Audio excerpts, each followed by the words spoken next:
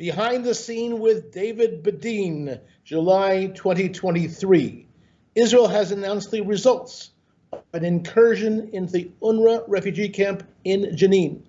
Jenin is in northern Israel, made up of 11,000 Arabs descended from Arabs who left Israel in 1948 during the War of Independence. And what's very important to know that there's 19 UNRWA refugee camps in Judea, Samaria, and Gaza, and all told 59 around the world. What's important to know is that these camps comprise 6.7 million Palestinian Arabs who feel that they have the right to return, the right to organize riots until they return to where they came from in 48, even though those homes do not exist. Now, what's very important to know also is that the military incursion, which occurred on July 4th and July 5th, 2023, resulted in 12 deaths of armed insurgents, basically, and none of them, no civilian. Even though it was a population of 12,000 people in the UNRWA camp, not one civilian was killed. This is very important. Not one armed person, no one, it was more of a less of a miracle, because whenever that happens, of course, the media focuses on the child or the woman or whoever it happens to be that was in the way. Now, UNRWA has issued statements, the United Nations Relief Works Agency, which is supported by 67 nations and 33 relief agencies, has issued a statement that this was an innocuous facility. Well, you'll see now from some of the pictures of the munitions that were discovered there, that indeed there were munitions there, and this is where the terrorists were based, and that's where the firing was coming out from.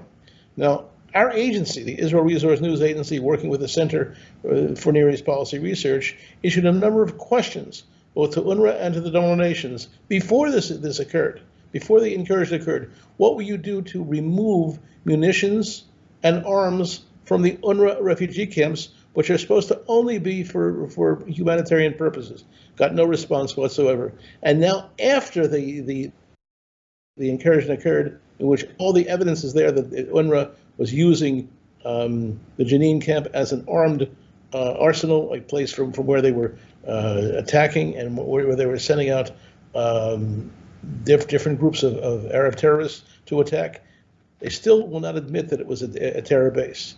Now, what we'll show you at the end of this movie is a story of 3 Palestinian Arab refugees who come from the UNRWA refugee camps, who carried out a terror attack in April of 3 and resulted in the murder of 3 members of the D family, 3 women.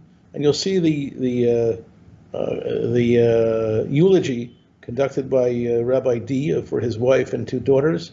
You'll also see our discussion with the murderers' families who justify the killings, because you must know, part of the Palestinian Arab law, unprecedented in history, that if you murder a Jew, you get a salary for life.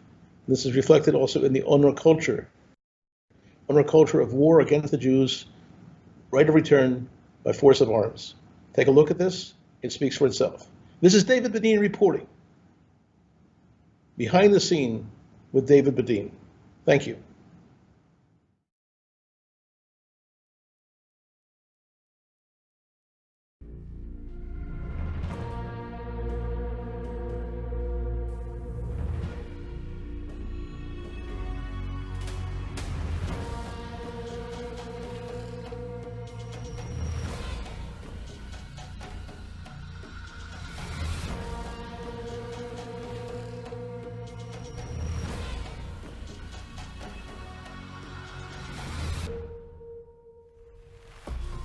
My beautiful wife, late wife, Lucy, and I have tried to bring up our children with strong moral values, helping others, caring for others, building community. Adonai yishmor tzeitka uvoecha ve'akadosh baruch hu matzilenu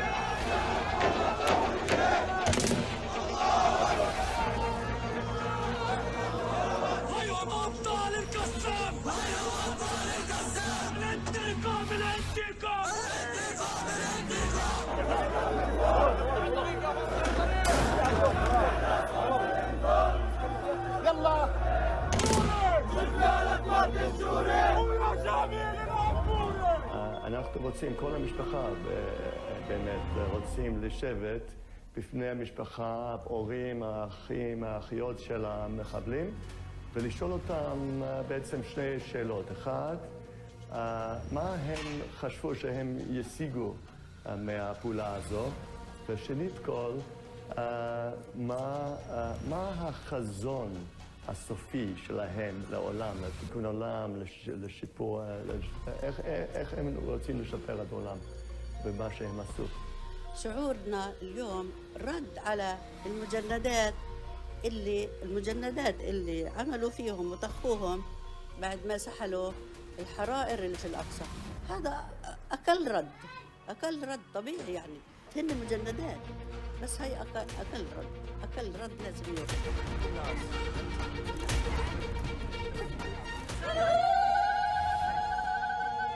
انتم مجرمين يا سيد، ولكن انتم بدكوش تحكوا عن اجرامكم. وانت يا سيد مجرمين، انت اول واحد كنت حامل السلاح طرقنا. انا جدي مات تحت الزيتون وهو هارب منكم في 48. طب الاقصى شو بخصكم فيه؟ ما هو إلنا. شوفكم اجوا علماء الاثار تبعونكم على الاقصى وقالوا لكم لا يوجد لليهود شيء في الاقصى، ومع ذلك بدكم تهدموا الاقصى. انتم مش اسرائيليين، انتم صهاينه جيتوا من برا بدافعوا عن انفسهم وعن اهاليهم. All world religions believe that we have the power to differentiate between good and evil, so that we can choose to do good. And if we choose to do good, then we make the world into a better place. And Baruch Hashem, thank God, I believe that Tali, Karen, and Yehuda will do just that in their lives and pass those values down to their children and hence play their part in building a better world. This anonymous terrorist with the Kalashnikov, what did he achieve? A temporary victory? Some marks he can carve into his gun? Where's his future? Is he spending time with his children to teach them decent life values? The terrorist is always bad. Evil is about destruction. حتى تمشي فيها 3 مراقب بس